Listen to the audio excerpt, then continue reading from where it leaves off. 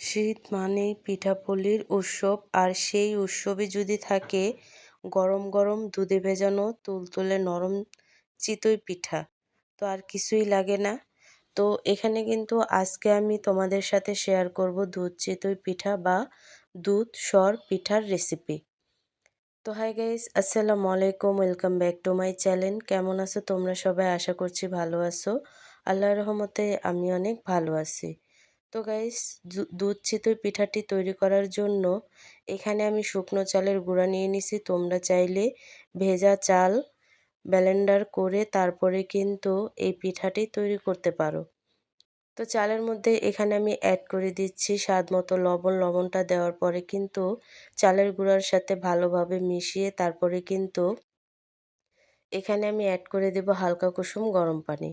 আর সম্পূর্ণ পানিটা এখানে আমি দিয়ে দেব। তো ভিডিওটি ফার্স্ট থেকে লাস্ট পর্যন্ত দেখতে থাকো, আশা করছি ভালো লাগবে। আর ভালো লাগলে প্লিজ একটি লাইক আর একটি সাবস্ক্রাইব করে পাশে থাকবে। তো সম্পূর্ণ হালকা কুসুম গরম পানি দেওয়ার পরে কিন্তু আমি ভালোভাবে মেখে নেব আর একটা ব্যাটার তৈরি করে নেব। তো দেখো, ব্যাটারটা তৈরি হয়ে গেছে। 5 মিনিটের জন্য আমি রেস্টে রাখছিলাম এই ব্যাটারটি। রাখার পরে কিন্তু সরাসরি চলে আসছি পিঠাটি ভাজার জন্য। আর এখানে কিন্তু পিঠার একটা মোল্ড বসাইছি, আর এখানে আমি তেল ব্রাশ করছি।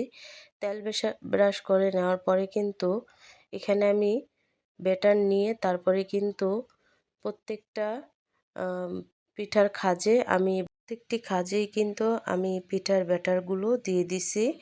আর দেওয়ার পরে কিন্তু আমি পিঠাগুলোকে ঢেকে দেব। আর ঢেকে দেওয়ার পরেই দেখবে যে পিঠাগুলো কতটা ফুলকো ফুলকো হয়েছে। তো দেখো, আমি পিঠাগুলো তোমাদেরকে দেখাচ্ছি কতটা ফুলকো ফুলকো হয়েছে।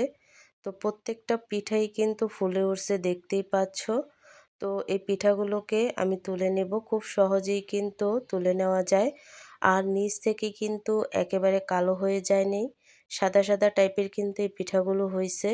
তো দেখো, প্রত্যেকটা পিঠাই কিন্তু আমি খুব সুন্দরভাবে তুলে নিছি। আর তোমাদেরকে একটু কাছ থেকে দেখাচ্ছি কতটা ফুলে উঠছে। তো দেখো, তো সবগুলো পিঠা এভাবে করে আমি তৈরি করে নিছি। আর নেওয়ার পরে কিন্তু আমি পিঠাগুলোকে ঠান্ডা হওয়ার জন্য রেখে দিছি। আর এখানে কিন্তু দুধ নিয়ে নিছি, আর এই দুধটাকে আমি জাল করে নেব। মনে রাখবেন, পিঠা ভেজানোর আগে দুধ খুব বেশি ঘন করবেন না, কারণ পিঠা দুধে চুষে নিলে ঝোল এমনিতেই ঘন হয়ে যাবে। তো আমি কিন্তু এই দুধটাকে একটা বলক তুলে নিছি। নেওয়ার পরে কিন্তু আমি চুলাটা অফ করে তারপরে কিন্তু এই পিঠাগুলো সবগুলো দিয়ে দেব। তো এইভাবে করে এক এক করে সবগুলো পিঠা এখানে আমি দিয়ে দিচ্ছি। তো দেখো, আমি কিন্তু এক এক করে সবগুলো পিঠাই এখানে অ্যাড করে দিচ্ছি। আর দেওয়ার পরে কিন্তু পিঠাগুলোকে অনবরত নেড়েচেড়ে তারপরে কিন্তু আমি ভেজানোর জন্য রেখে দেব। তো দেখো, সবগুলো পিঠাই কিন্তু এখানে আমি অ্যাড করে দিছি। আর দেওয়ার পরে একটু নেড়েচেড়ে তারপরে কিন্তু পিঠাগুলোকে আমি ভালোভাবে সেট করে নিছি। আর নেওয়ার পরে কিন্তু এখানে আমি অ্যাড করে দিচ্ছি মিষ্টি হওয়ার জন্য খেজুরের গুড়।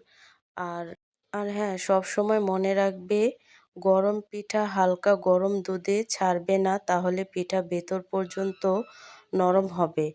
আর আরেকটা কথা হচ্ছে, খেজুরের গুড় ব্যবহার করলে সরাসরি দুধে দিয়ে আলাদা করে সামান্য জলে গলিয়ে ছেঁকে নিয়ে দুধের সাথে মেশাবে। এতে দুধ ফেটে যাওয়ার ভয় থাকে না। তো আমি কিন্তু এইভাবেই করছি। আর এভাবে দিলে কিন্তু দুধ ফেটে যাওয়ার ভয় থাকে না। তারপরে কিন্তু এখানে আমি অ্যাড করে দিচ্ছি ফ্রেশ কোরানো নারকেল। আর নারকেলটা কিন্তু এই দুধ সর বা দুধ চিতইয়ের মধ্যে দিলে খেতে কিন্তু দুর্দান্ত লাগে। তো সবগুলো উপকরণ আমি দিয়ে তারপরে কিন্তু ভেজানোর জন্য আমি রেখে দেব। আর এই পিঠাগুলো ভিজতে তেমন একটা সময় লাগে না। তো দেখো, ভিজে যাওয়ার পরে কিন্তু পিঠাগুলো একেবারেই টইটুম্বুর হয়ে গেছে। আর দেখতে কতটা লোভনীয় লাগছে, আমি একটু তুলে দেখাচ্ছি যে কতটা ফুলে উঠছে। তো দেখো, একেবারেই কিন্তু ফুলে তারপরে ডাবল হয়ে গেছে। আর রসগুলো কিন্তু ভেতরে প্রবেশ করছে, দেখতেই পাচ্ছ। তো আমি একটু তোমাদেরকে দেখাচ্ছি নেড়েচেড়ে যে পিঠাগুলো কতটা ফুলে উঠছে। তো আমি পরিবেশন করে নিছি দুধ চিতই বা দুধ সর পিঠার রেসিপি। তো সর্বশেষ এখানে আমি দুধের থেকে যে সরগুলো তুলে রাখছিলাম সেই সরগুলো কিন্তু পিঠার উপরে একটু একটু করে আমি দিয়ে দিব। এতে দেখা গেছে কি পিঠাগুলো খেতে কিন্তু আরও দুর্দান্ত লাগে। আর এই পিঠাটি যেহেতু দুধসর পিঠা, খেতেও কিন্তু খুবই সুস্বাদু। সঠিক মাপে বানালে পিঠা সবারে দেবে ফাঁকি। রোমানার এই সহজ রেসিপি মনে যেন রয় সবার। ফুটন্ত দুধে পিঠা দিলে তুলতুলে হয় বেশ, আয়েশ করে খেলে পরে মিটবে সবার বেশ। এই পিঠাগুলো দেখতে যেমনটা লোভনীয়, খেতেও কিন্তু শীতের সকাল কুয়াশা মাখা পিঠার গন্ধে ভরা এই পিঠাগুলো খেতে দুর্দান্ত লাগে। ছোট থেকে বড় সবাই কিন্তু পছন্দ করবে। রেসিপি একবার খেলে বারবার খেতে চাইবে। মুখে মিলিয়ে যাওয়া দুধ সর চিতই পিঠার রেসিপি। তো আজকের রেসিপিটি কেমন লাগছে অবশ্যই কিন্তু কমেন্টে জানাবে। তো অন্য কোনো রেসিপি নিয়ে তোমাদের মাঝে আবার চলে আসব।